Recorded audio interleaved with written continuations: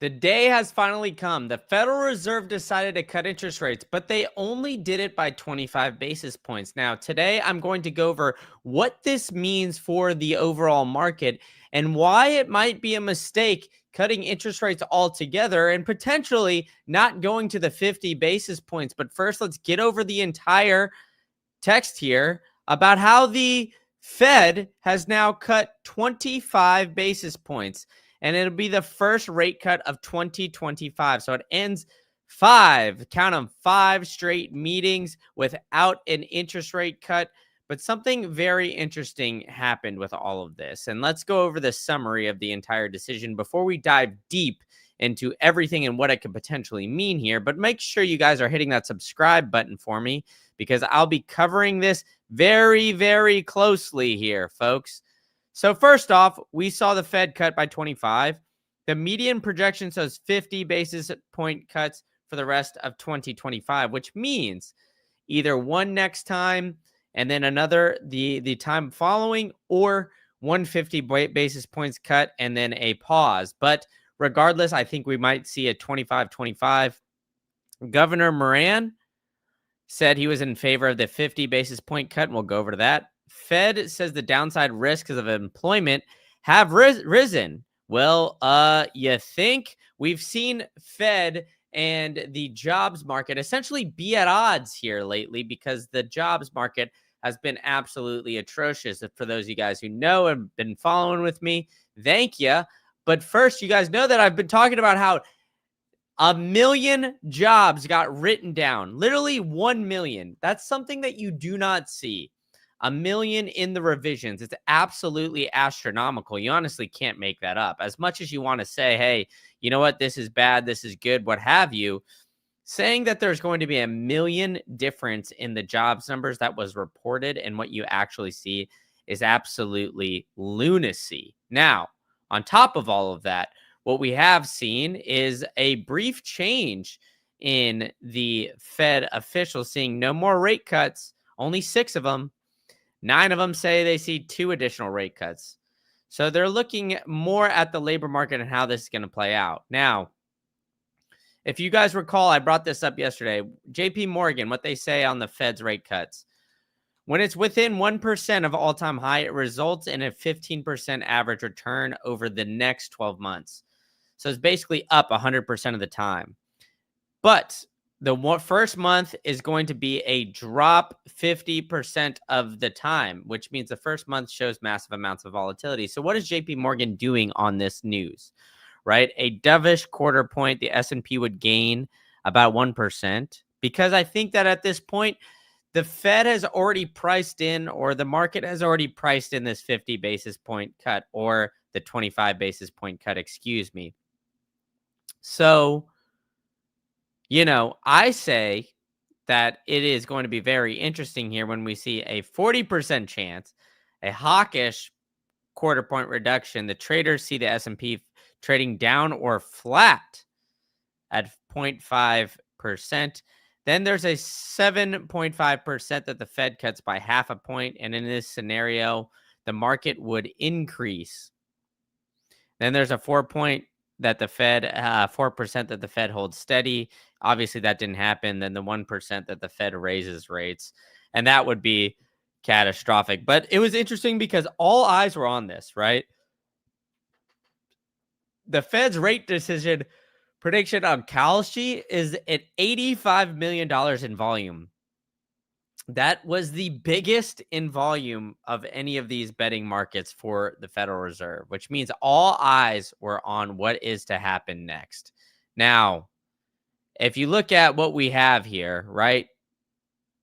The Fed lowering, it has a 59% odds of exactly 3%, 30% of 2 cuts, and 11% of 4 cuts. So when you look at the Fed, and Jerome Powell is now talking to the media, so we'll go over all of this, but he's essentially saying, hey, that they can no longer say that the labor market is solid. They expect tariff-driven price increases to continue this year and next, and they expect good prices to account for most of inflation next year. So the base case is that the tariff will impact. So it's essentially seen as more of a dovish, that they're saying, hey, the overall economy is not great. They expect inflation to continue to run up. Now, there's something that's also very interesting that happened here yesterday, that happened earlier today. China officially banned companies from purchasing NVIDIA's chips. So the trade war is accelerating during all of this as well, where the China and the United States are essentially at odds with each other. So not only do we have Jerome Powell saying, hey, look out for these tariffs, we don't know what's going to happen. The end result of this could be hairy. Well, we're looking at it and now seeing, hey, you know what? Actually, we are seeing China fight back, clap back, say, hey, no more NVIDIA chips. And so NVIDIA is now at the center of this trade war. Says he's, quote, disappointed in this report. And then, of course, we're going to keep going through all that. But of course, we saw a giant fall down from the NVIDIA stock price after this announcement. So, it was down the 2.73% right off the jump, right when they announced that. So, I mean, when this continues, it's going to be interesting, because is Trump going to be basically say, hey, you know what? We are held up by the Mag 7, right? Or the 10 companies, essentially. So because we're held up by 10 companies, we need NVIDIA to do well. So if NVIDIA is struggling, well, that means the rest of the overall S&P 500 will struggle. And that's not good here, folks. That's not something you want to see. So with NVIDIA struggling, we may see some sort of a change. But overall, I mean, we're looking at the NASDAQ extending losses to over 1%, as we see the Fed chair say the Fed was right to wait and they don't need to move quickly. So heading into this week, we're going to see, just how the Fed essentially, assesses all of this. But the risks of inflation are tilted to the upside, and the risks of employment are tilted to the downside. Another creative way to say stagflation, if you guys know and been following me on this channel for some time, I've been saying that this time looks awfully similar to the 1970s, which is when we saw stagflation. So if it's not just me saying this now, that there is potentially stagflation coming, well, now we have to keep a very close eye on the overall market with what is going on, because it seems like, hey, he's getting a little hawkish here. And after officially cutting this interest rates, we're going to see that the moderation in GDP growth, it's consumer spending is slowing down. Jobs, the payroll gains have slowed significantly. Lower immigration, that's the reason. I mean, they just find creative ways to say all of these different things, but instead of just pointing at the overall monetary policy, which I think is funny. But as Powell is saying, independence is deeply rooted in our culture. We are in a meeting by meeting situation. We are going to keep looking at the data. So people more at the margins are having a hard time finding jobs. And then we see the golds actually fall down because Powell was a little, dovish here, saying like we were right to wait. They could think of today's cut as risk management cut, which I think is very interesting, because they're saying, hey, you know what? At the end of the day, we think it is not necessarily the right idea to cut interest rates drastically. We actually think it's better to wait. So I think that's maybe the wrong call here, so to speak, because I think at the end of the day, we see the way Jerome Powell has been moving with all of this. And I mean, for those of you guys watching, 93.1% of you guys that tune in are not subscribed. So help me get to that 1K subscribers. If all of you guys that watched, if even just 50% of you guys that watched subscribed, I'd be at 1K already. So all I need you guys to do is just hit that button for me. But either way, let's keep on keeping on to the Powell tone that we have here, because they're saying that the data that we get from the BLS is still good enough to do our work, even though we saw the massive amounts of changes here. I mean, as All Nighter Hider said, almost 1,911,000 don't know if signals something. LOL. Exactly that. I mean, exactly that. That we see like a million in the revisions. How can you say that everything is peaches and roses here? And so now we have the next FOMC meeting. And it looks like there's, as of today, following this, there's a 99.2% chance that we cut interest rates again here as Powell is talking. Which is interesting because, hey, we're opening up the floodgates, and they're essentially saying we are going to cut interest rates right off the jump. Now, the other thing we saw is the Dixie was falling because everybody was like, oh shit, are we going to cut 50 basis points? They were falling well below that 96, almost down below 96. Then they didn't cut interest rates, and Powell was saying, hey, you know what? I actually wasn't Jerome too slow Powell.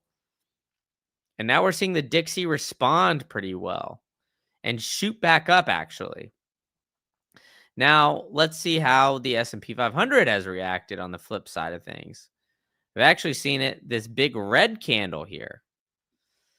So this red candle, everybody's been shooting it all down because Powell said we weren't too late to cut interest rates. Everybody said if we came out and said, hey, you know what, I was too late, I need to be more aggressive, you'd see people flocking to gold and other assets. But the reality is we're not doing that just yet.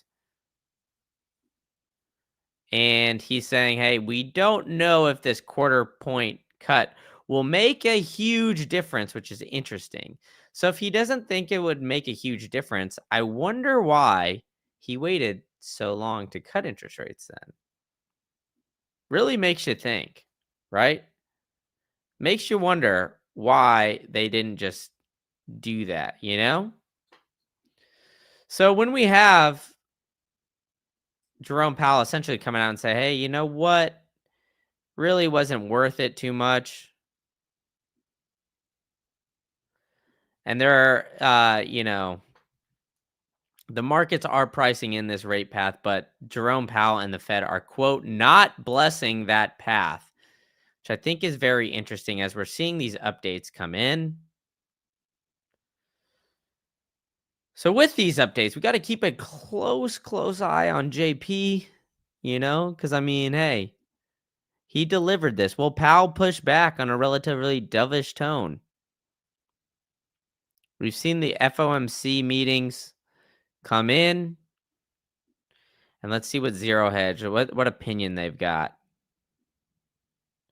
Powell's BLS is working hard to rework the behind the jobs revisions. They need a higher response rate to have less volatile data. I mean, what are we talking about here? We're using survey data. They're using survey data with all of this. And the Fed is, quote, in a meeting by meeting situation with that's an hilarious tweet with literally non-form payrolls. Just watching Jerome Powell just watch this whole thing just take down. So even though we have Powell and non-form payrolls just absolutely crashing, we got to keep a close eye on, the job markets, because no one really knows where the economy will be in 3 years. I mean, come on. They cut 50 basis points a year ago when the unemployment rate was lower and payroll was in triple digits. Inflation was higher. But Powell is not doing that just yet. We're going to be keeping a close eye and following all this. So make sure you guys are hitting that subscribe button, smoking that like Cheech and Chong, helping me. And the 93.1% of you guys who aren't subscribed, please help your boy out. Help me reach 1K ASAP. Let's get me to 1K. And I'll catch you guys all tomorrow.